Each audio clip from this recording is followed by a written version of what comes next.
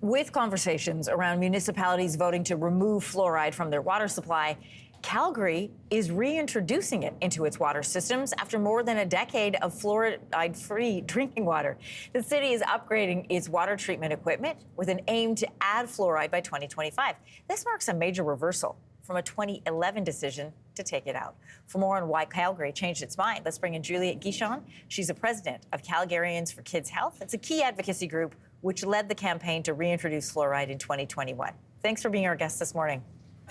It's a pleasure. Good morning. I guess let's start at the obvious question. Why is the city reintroducing fluoride into the water? Well, Calgarians had always wanted fluoridation. We asked for it in a plebiscite in 1989 and then again in 1998.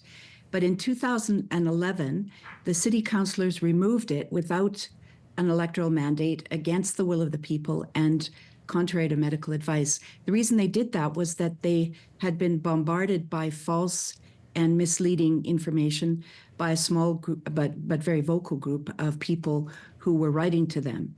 And this anti-democratic move did not sit well with the people, and they wanted it back.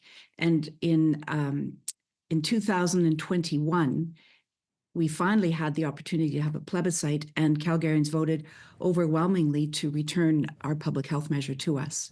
So then what happened once fluoride was taken out of the water in 2011? What did you see? Well, studies began, the funding request began almost immediately, but the actual work began in the 2013-14 school year, where researchers went into grade 2 classrooms in both Calgary and Edmonton. And the reason they went into grade 2 is those children are 7, so roughly, and there's a lot going on in their mouths. Teeth are falling out. Mm-hmm. You can see baby teeth and new teeth erupting.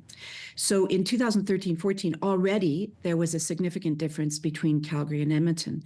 But the researchers then returned in the 2018-19 school year, where the children were now, they'd been born in 2011. Mm-hmm.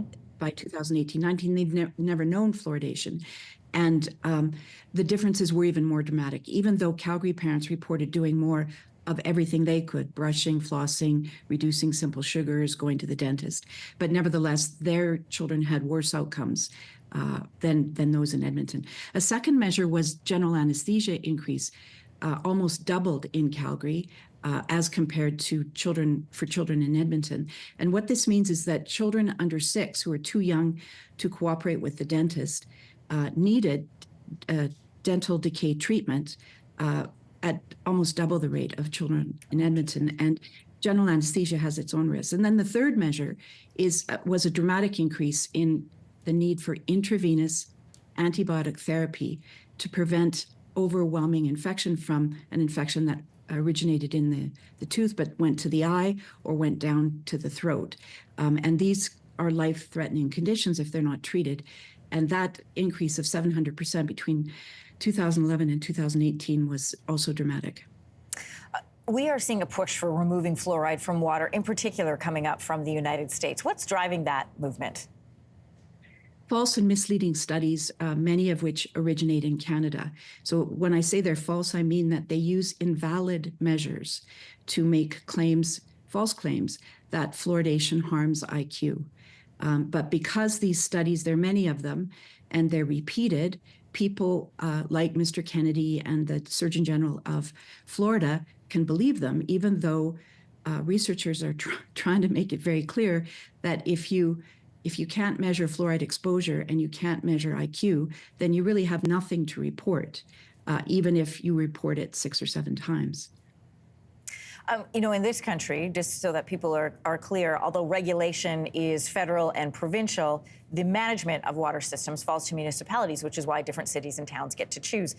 There are some risks associated with fluoridation of water. Can you outline what those are for us, Juliette? Well, they're minimal. The risks are cosmetic. So it's possible for people, fluorosis is a condition whereby there are white specks on the teeth. They tend to be in mild form, which is most commonly associated with fluoridation. They are barely visible and under a bright light on a dry tooth. So what that means is that people have what they might perceive as a problem, but the dentist would perceive this as a very strong tooth. If people don't like the white specks, they can get it dealt with by a dentist. But it's not a problem in the sense of a systemic or a physical problem. It means that they have strong teeth. And we're not sure what the cause is. There's an association with fluoridation, but perhaps it's because when they were children, they ingested too much toothpaste. Toothpaste is concentrated at about 1,500 parts per million, whereas fluoridation is at less than 1 part per million. So ingesting toothpaste might be actually the reason, but we don't know. Juliette Guichon, president of Calgarians for Kids Health and professor of law and ethics at the University of Calgary. Great to have Calgary as this case study as we have this conversation again across the country. Thanks for your time. It's a pleasure. Thank you. If you liked that video, make sure to subscribe to the Your Morning YouTube feed where you can find all kinds of new content posted every weekday morning.